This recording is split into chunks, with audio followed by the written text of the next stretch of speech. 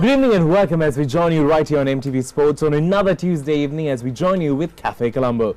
Thank you so much for tuning in. My name is Danu and today on the show I have someone who took over a huge responsibility at a very young age. She's a mom and she has a passion towards spending time with her kids and enjoys everything that is chocolate. I'm happy to have Michelle in the studios.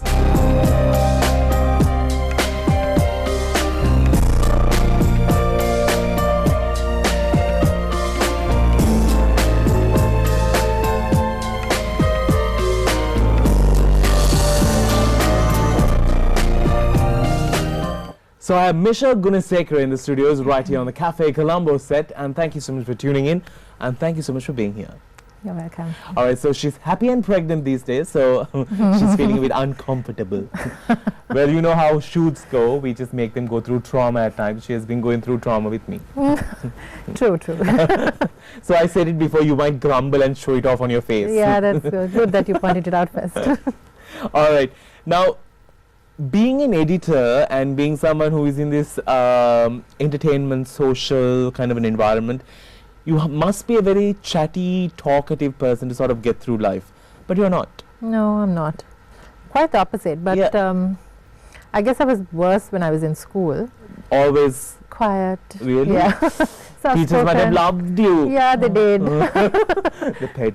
Yeah, such a pet. I was always sent out of class for talking too much. Oh my But goodness. it's paying me no today, thank God for that. Yeah. That's true. Okay. It works out well. So, how do you sort of, cope up with an industry which is such a hassle-bazzle and full of glitz and glamour and a lot of fake smiles and pretentious conversation? How do you sort of survive through this? Why should I lie? I mean, that's the truth. Yeah, I suppose it is. But I don't know. I tend to be able to get through to people, even without, shouting about or ordering about. People tend to listen to what I have to say, even though it is soft-spoken and, that sort of thing. So I haven't had any issues so far up to date. So everything's going well so But far. in this industry now, if you have to go and speak in front of people, have you been shy about it? At the beginning, yes, very much. Okay. Yeah, it was like terrifying. But now you have sort of... Yeah, I'm kind of like getting to grips with it. Okay. Yeah. And how about this particular show? Are you nervous about it? Not at all. Not at all. Very comfortable, Yes. good to know, and very, very happy to know that you are like this. Okay. So now, at a very young age, you took a decision that you became an editor to a magazine. It's a huge responsibility because it's printed and it's out there, and fingers can be pointed very easily. So, did you think about it at that start?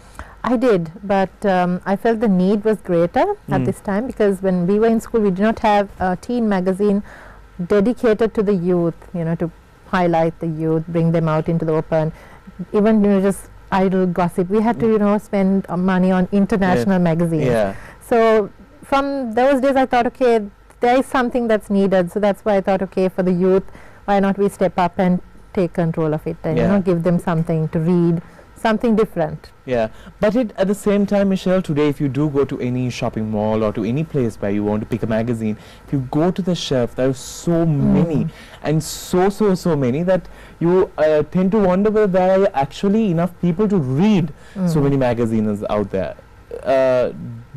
Do you feel that the competition is stronger, or do you just feel that it's just people who have money are just printing magazines now? Well, to put it frankly, it depends on the type of magazines that you're putting out.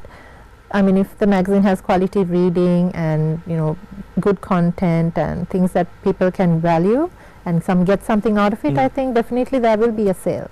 But okay, there may be a few who are trying various things, maybe just trying in their step in the magazine world. Yeah, so it depends. You can see the success if they continue with it or whether they stop at one or two issues. Okay. Yeah.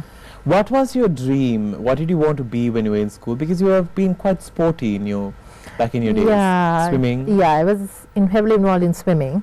You didn't need to speak, no to swim? No, I could be quiet when I swim.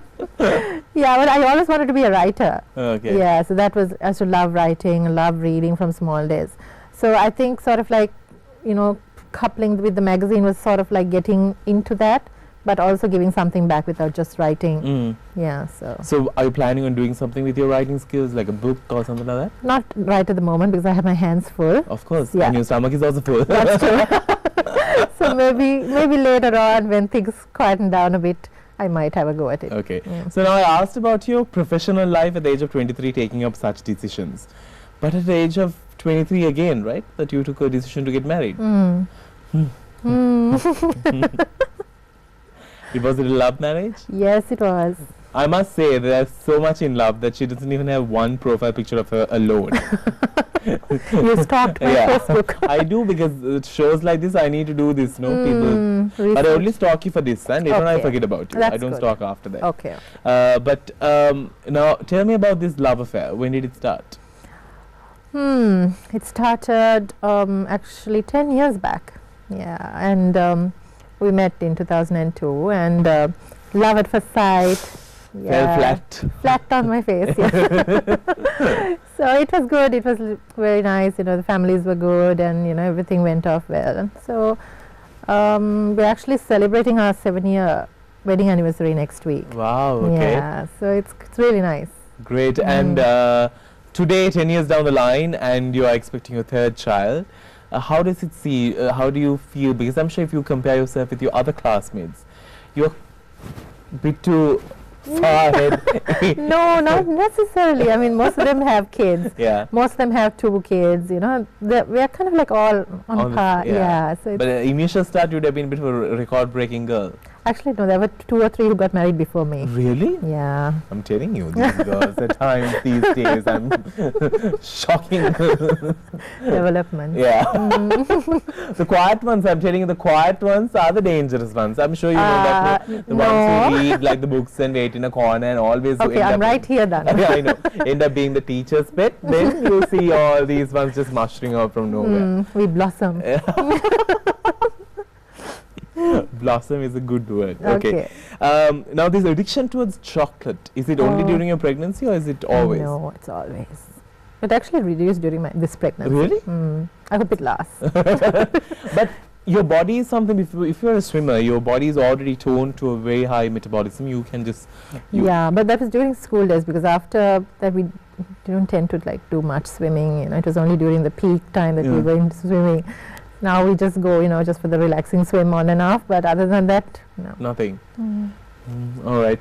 So we have a lot to speak about with Michelle, because when it comes to a personal life and a professional life, there's also, you know, there are a lot of things that I need to tap.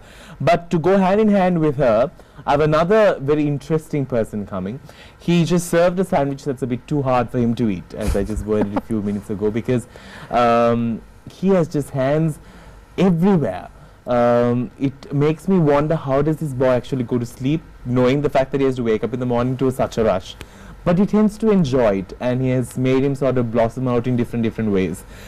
He's someone who's also a part of a company. He has been in and out, and he's someone who achieves a lot of desires at a very young age. So very, very young, but yet inspirational personalities who I have on my show. On the other side, you'll meet him. But for now, we need to go into a break right here on Cafe Colombo. We'll catch you on the other side with more, because this lady here doesn't like Tweety Bird. After this. This is Cafe Colombo. Right now with me, I have someone who I really don't know what he does. I don't know. I also always feel sorry for Sylvester. I'm serious. Don't give me that look. You know, people might think I'm boasting.